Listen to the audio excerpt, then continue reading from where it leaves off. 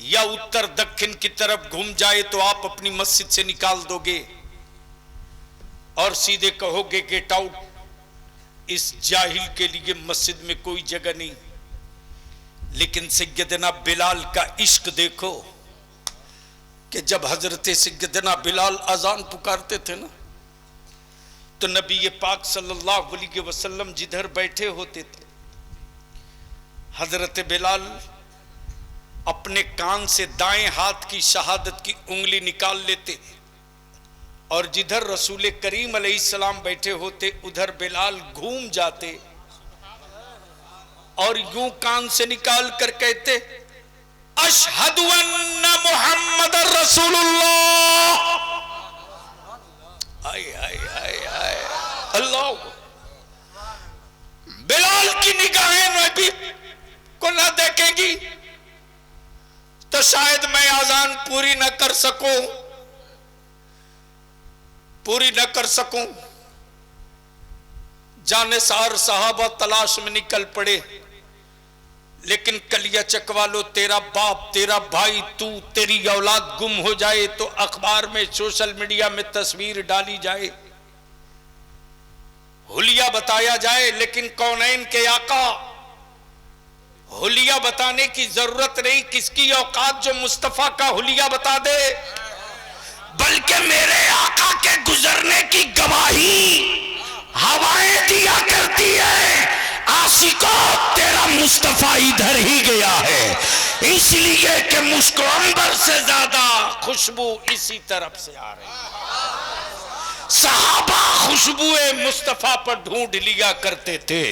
हजरत नबी करीम सल्लल्लाहु अलैहि वसल्लम अपनी उम्मत की मगफरत के लिए पहाड़ के टीले पर चले गए, टीले पर, और एक गार में जाकर नबी रहमत रो रहे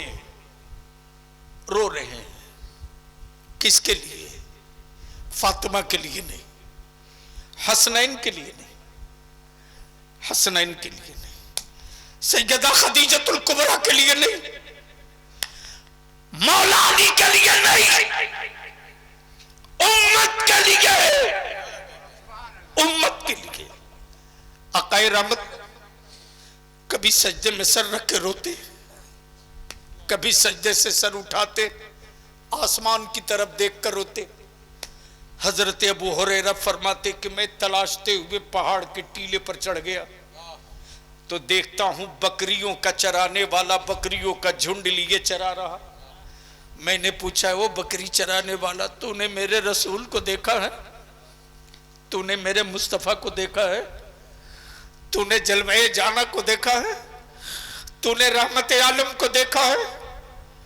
बकरियों का चराने वाला बद्दू बोलता, मैं तेरे रसूल को नहीं पहचानता, मैं तेरे नबी को नहीं पहचानता। लेकिन 3 दिन बीत गए हैं, इस पहाड़ की खोह में कोई रो रहा है और उसके रोने की आवाज से मेरी बकरियों ने चरना और खाना छोड़ दिया है। मैं परेशान हूं। रोने वाला कभी सजदे में सर रख कर रोता हो, कभी आसमान की तरफ देख देख के रोता, और रोने वाला हुकूमत नहीं मांगता, तख्त ताज नहीं मांगता, उम्मत मांग रहा है, उम्मत मांग रहा है। याद कर, याद कर, याद कर। सबका सब इंतजार नहीं करता, जिसका जो होता है वो उसका इंतजार करता है। जब जहन्नम की खबर मिले तो उम्मत और आकाए रहमत सल्लल्लाहु अलैहि वसल्लम का हुजरे मुकद्दस बंद है, हुजरे मुकद्दस बंद है। अल्लाहु अकबर, अल्लाहु अकबर। दरवाजा बंद है, किसी ने कुंडी खटखटाई, आवाज आई, कौन कौन? आने वाले ने जवाब दिया,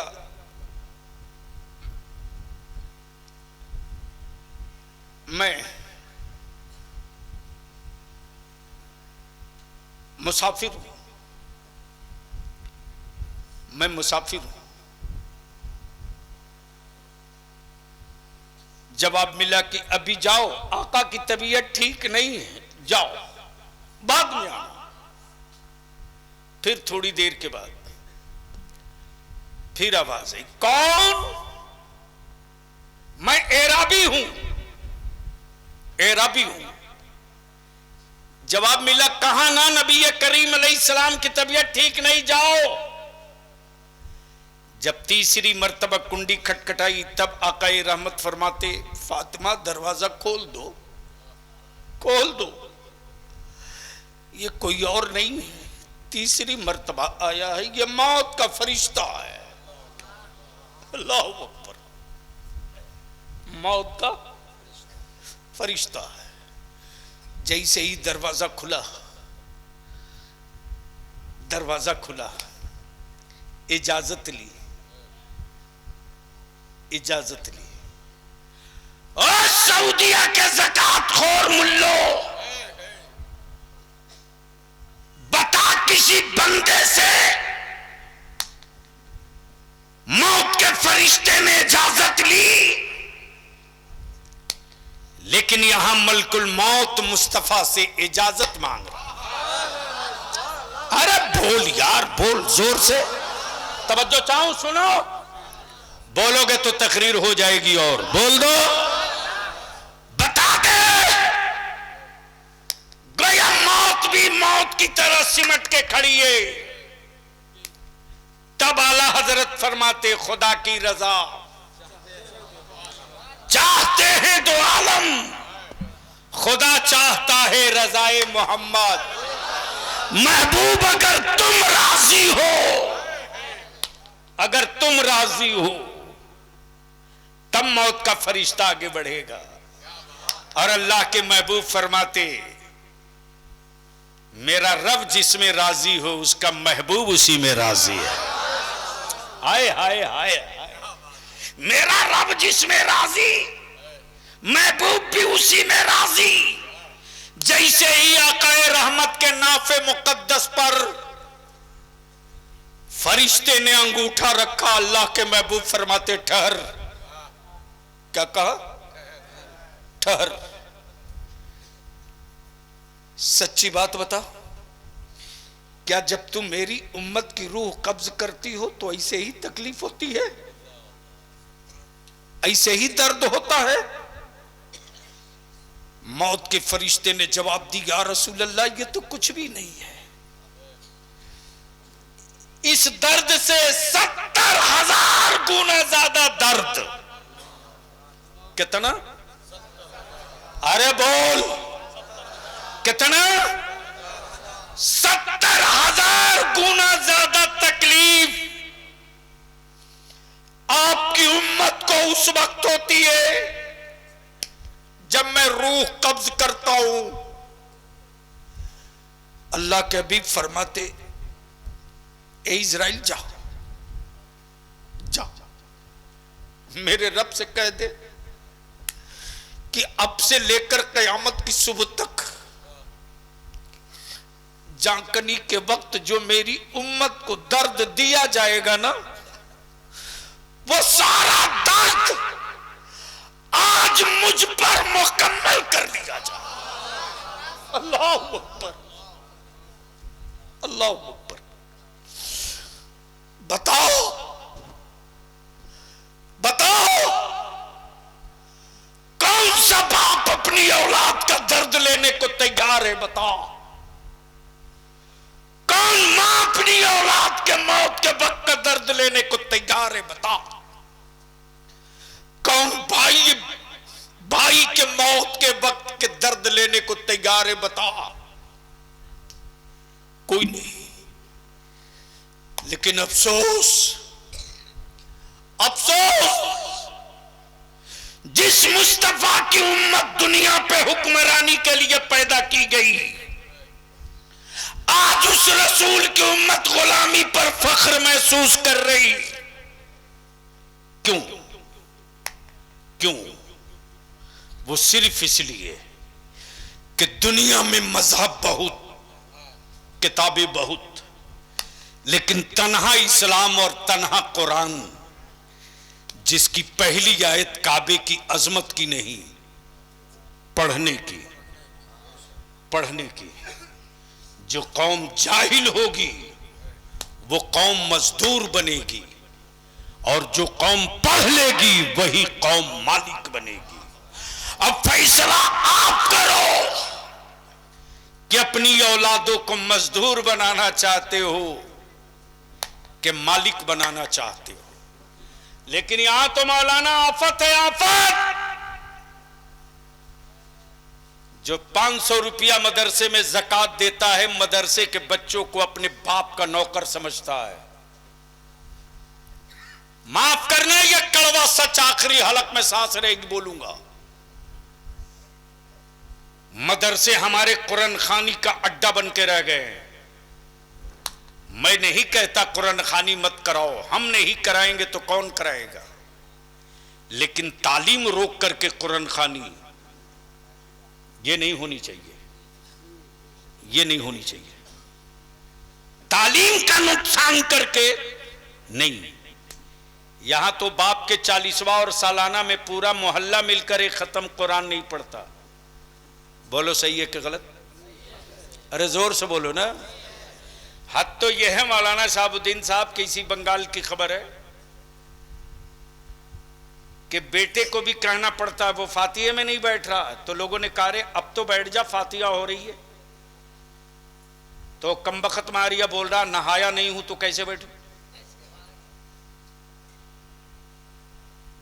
जब बाप की ऐसी औलादें होंगी तो लिख लो, बाप सुकून के साथ कब्र में नहीं रह सकता, नहीं रह सकता। अब पीछे की तरफ पलट जाओ, सबका इंतजार सब नहीं करता। जिसका कोई होता है वही उसका, जोर से, जोर से। अरे बाप बहुत देर बोल दिए। सबका इंतजार सब नहीं करता, जिसका कोई होता है। अल्लाह ने महबूब बनाया पहले और भेजा, भेजा क्यों? क्यों? इसलिए कि बकिया नबी और रसूल सब जाओ और मेरे महबूब के बारे में बताते रहो। वो आने वाले हैं, वो जोर से बोल दो, जोर से। वो जिनके लिए जमीन बनी, आसमान बना, वो जिसके लिए हूरो गिलमान जन्नत बने, वो जिसके लिए चांदो सूरज सितारे बने, वो जिसके लिए हम तुम सब बने, वो आने वाले हैं। जाओ खबर दे दो, खबर दे दो। लेकिन मान लो बलियावी कभी आया ना हो और किसी ने देखा भी ना हो जी, किसी ने देखा भी ना हो, और मौलाना भेज दें हमारे, नहीं उनका क्या नाम बाबू,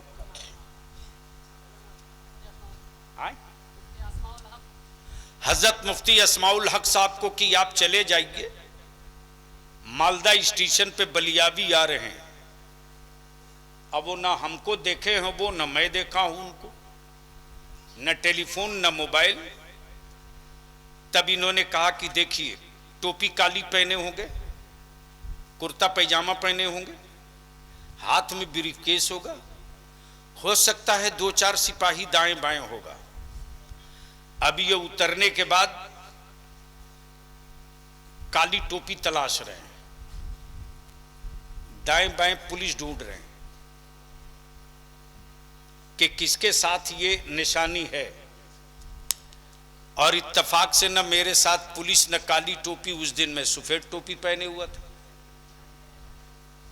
अब ये लौट कर चले आए, बोले कि जिस अलामत और निशानी वाला बताए थे पूरा प्लेटफार्म खंगाल डाला, उस लिबास उस निशानी का आदमी उतरा ही नहीं।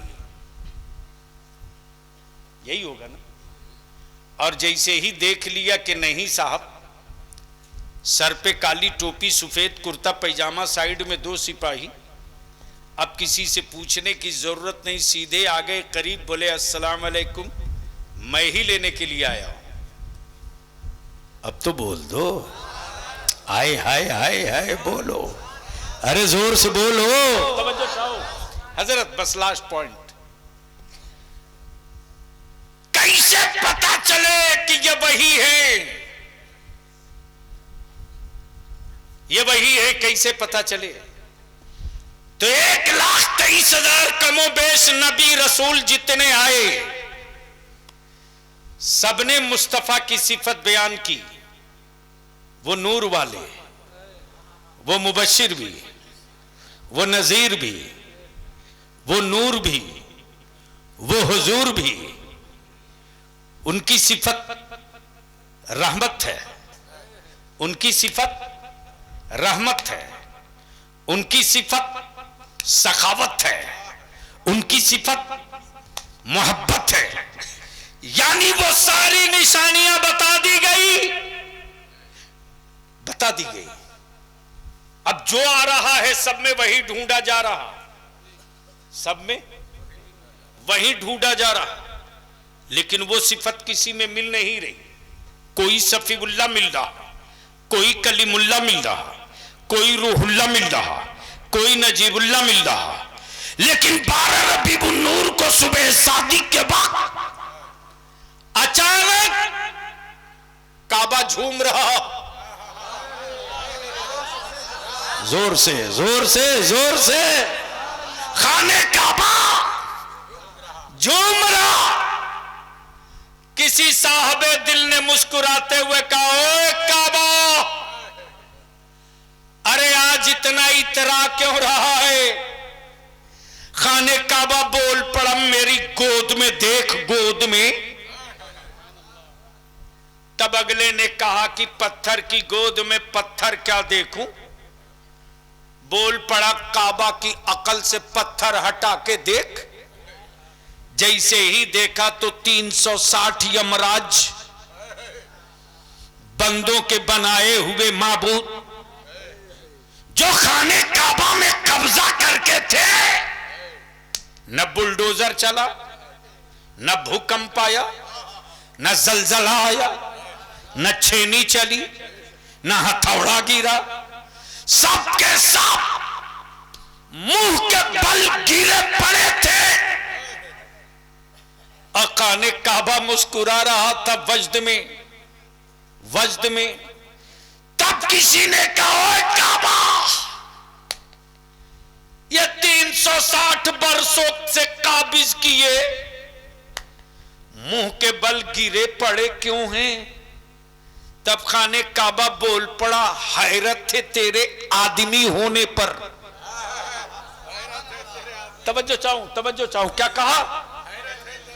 हैरत थे तेरे आदमी होने पर। अरे मैं पत्थर होकर जान गया कि नबियों का नबी आ गया, और तू आदमी होकर ना जान सका। सुन, कान लगा के सुन।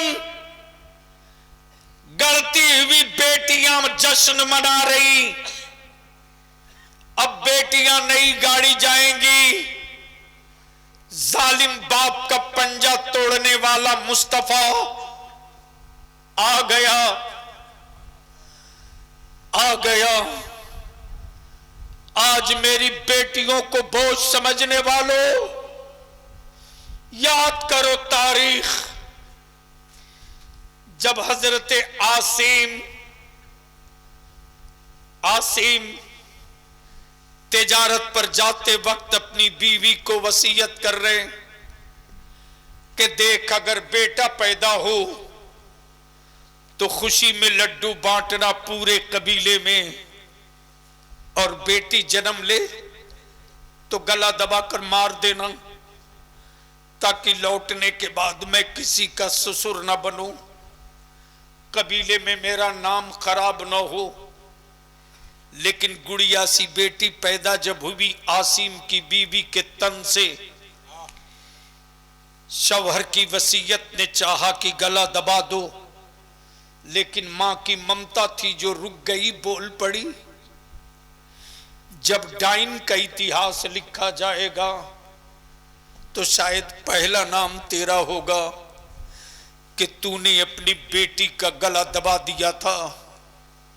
मां की ममता जाग गई, ठहर गई। आसिम की बीवी ने अपने पड़ोस की एक औरत से मुआहिदा किया कि देख, बेटी मेरी होगी, मां तुझे कहेगी, बेटी मेरी होगी, मां तुझे कहेगी। इस राज को राज में रखना, मेरे शौहर को मत बताना, वरना मेरा शौहर मेरी बेटी को मार देगा। मेरी बेटी दिन भर मेरे घर रहेगी, रात को तेरे घर रहेगी। जब मेरे सीने का दूध फटने लगेगा तो मैं तेरे दरवाजे की कुंडी खटखटा दूंगी, तुम दरवाजा खोल देना, मैं अपनी बेटी को दूध पिलाकर दिल को मना लूंगी। ये सिलसिला चलते रहा। बेटी आंगन में खेल रही थी, मां की ममता तड़प रही है कि काश मेरी बेटी मुझको एक बार मां कह के पुकार देती, एक बार। तो विलादत के वक्त जो मुझे दर्द हुआ था वो दर्द में भूल जाती, एक बार मेरी बेटी मुझको मां कह के बुला लेती। अचानक आसिम ने की आमद हो गई। आंगन में बेटी को खेलता देख आसिम ने म्यान से तलवार निकाल ली। मां दीवार की तरह खड़ी हो गई। आसिम, ये तेरी बेटी नहीं, पड़ोस की बेटी है, भीख मांग के लाई हूं, दिल बहलाने के लिए लाई हूं। मैंने तेरी औलाद का